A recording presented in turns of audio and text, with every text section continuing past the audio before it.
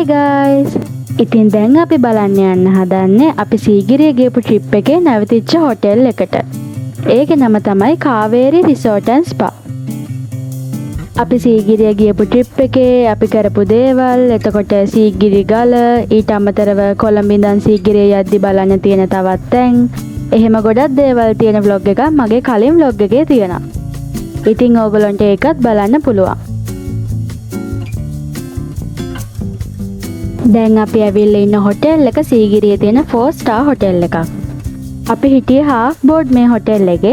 ඉතින් අපි කාපු බීපු දේවල්, එතකොට room review එක, හොටෙල් එකේ තව මොනවද තිබ්බේ කියලා මේ vlog එකේ ඉස්සරහට ඕගොල්ලන්ට බලා ගන්න පුළුවන්.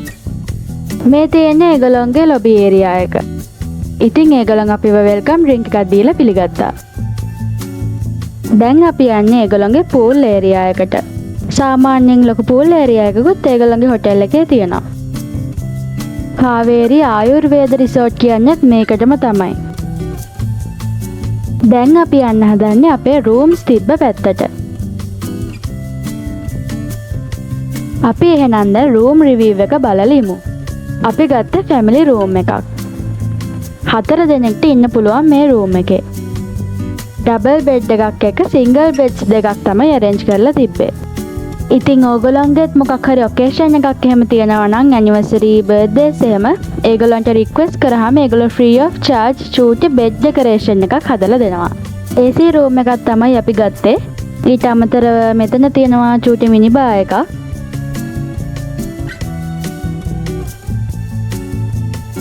තව ඕගොල්ලන්ට ටී කොෆි එහෙම හදා ගන්නව නම් ඒ facility එක මෙතන තියෙනවා. ඊට අමතරව වතුර බෝතල් එහෙමත් දීලා තියෙනවා. දැන් අපි ඒගොල්ලන්ගේ bathroom එකට ගිහිල්ලා බලමු. bathroom එක නම් මට ලොකුවටම සෙට් වුණේ නැහැ. ඒ කියන්නේ ඇත්තටම පොළව නිකන් පිච්චිලා වගේ තිබ්බේ. අපිරිසිදු නෙමෙයි. නමුත් මොකක් හරි එකක් වෙලා පොළවට නම් මොකක් හරි වෙලා තිබ්බේ. ඒ නිසා චුට්ටි අපිරි ගතියක් නම් දැනුණා. 4 star hotel එකක bathroom එකක් හැටියට නම් මට එහෙම ලොකුවට නම් සෙට් වුණේ නැහැ. හැබැයි bathroom එකක තියෙන ඕන අනිත් දේවල් shampoo, shower gel, සබන්, එතකොට hair dryer එකක් එහෙමත් ඒ ටික නම් හොඳට තිබ්බා. room එක නම් ඕකේ, bathroom එක තමයි පොඩ්ඩක් ගවුල්. අපේ room එකට පොඩි balcony area එකකුත් තිබ්බා. ඉතින් garden view එක තමයි තිබ්බේ. ලස්සන්ට garden එක නම් බලා ගන්න පුළුවන්.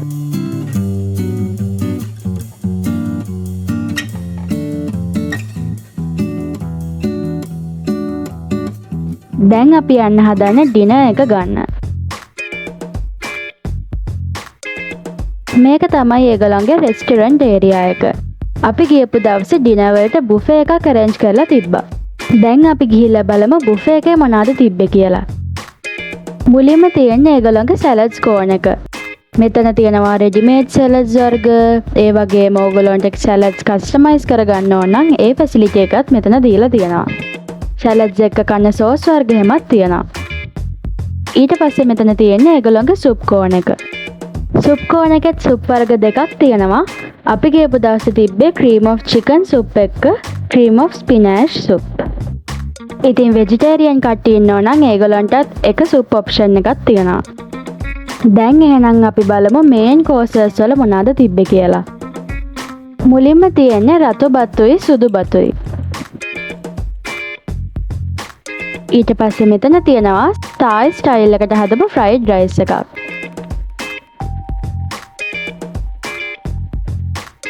ඊට පස්සේ මෙතන තියෙනවා Chinese style එකට macaroni එකක් හදලා. roast chicken, ඊට පස්සේ fried fish.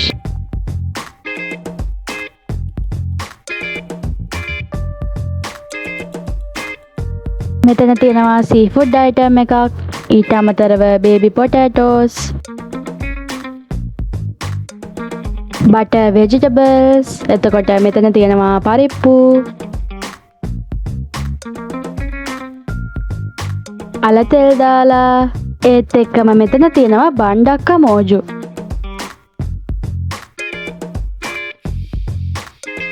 පිපිඤ්ඤා කරි, එතකොට දඹල මැල්ලුම්. මෙතන තියෙනවා පපඩම්. ඒත් එක්කම සුදු ලුණු බදලා, මිරිස් බදලා හැමත් තියෙනවා.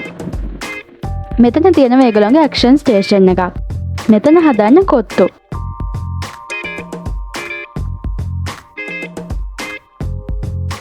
මෙතන තියෙනවා තවත් ඇක්ෂන් ස්ටේෂන් එකක්. මෙතන ඒගොල්ලෝ උළුඳු වඩේ හදලා දෙනවා.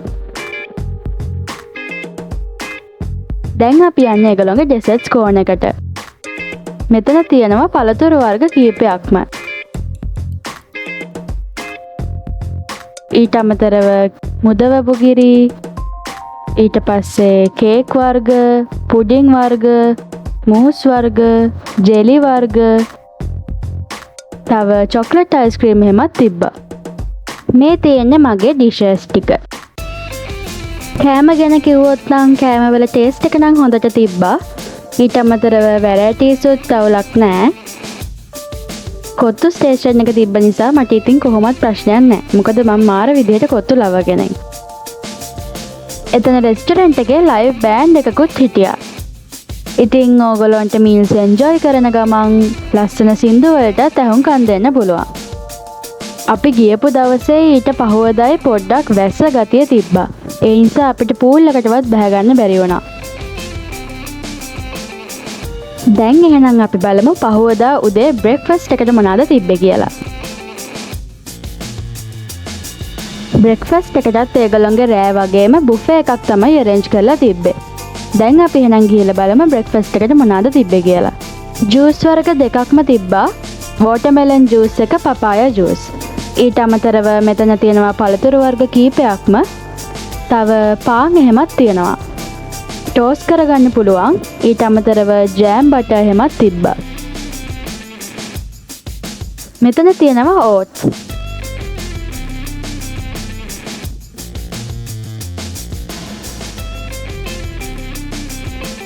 French toast,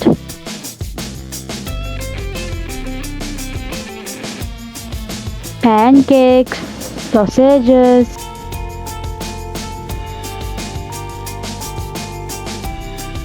විතර තම්බලා, ඒත් එක්කම baked beans,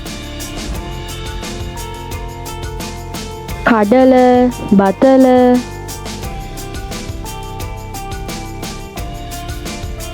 පොල් රොටි, කිරිබත්, ඒත් එක්කම මෙතන තියෙනවා ඉන්දියාප්ප. කරීස් තියෙනවා, චිකන් කරි, ඊට පස්සේ පරිප්පු, පොල් සම්බෝල, සීනි සම්බෝල. මෙතන තියෙනවා කට්ට සම්බෝල. මෙතන තියෙනවා ඒගොල්ලන්ගේ ඇක්ෂන් ස්ටේෂන් එකක්. මෙතනින් අපිට බිත්තර ආප්ප ඒ වගේම ඔම්ලට්ස් එහෙම Tamanට කැමති විදිහට හදාගන්න පුළුවන්. ටී කොෆි එහෙම බොනවා නම් මෙතනින් ඕගොල්ලන්ට හදාගන්න පුළුවන්. මේ තියෙන්නේ මගේ ඩිෂස් ටික. ඉතින් කෑම ගැන කියනවා නම් රෑ වගේම තමයි. එහෙම කෑම කිසිම රහේ අවුලක් එහෙම නැහැ. හොඳ රහට තිබ්බා. ඒ වගේම වැරයිටිස් උත් සාමාන්‍යයෙන් අවුලක් නැහැ. ඉතින් ඕගොල්ලොත් සීගිරි හොටෙල් එකක් හොය හිටියේ නම් මං හිතනවා මේක ඕගොල්ලන්ට හොඳ chance එකක් වෙයි කියලා.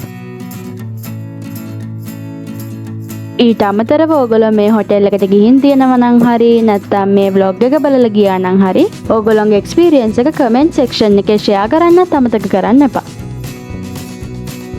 ඉතින් අදට මගේ vlog එක ඉවරයි. මගේ අනිත් වීඩියෝස් උත් බලන්න මගේ channel එක subscribe කරලා තියාගන්න.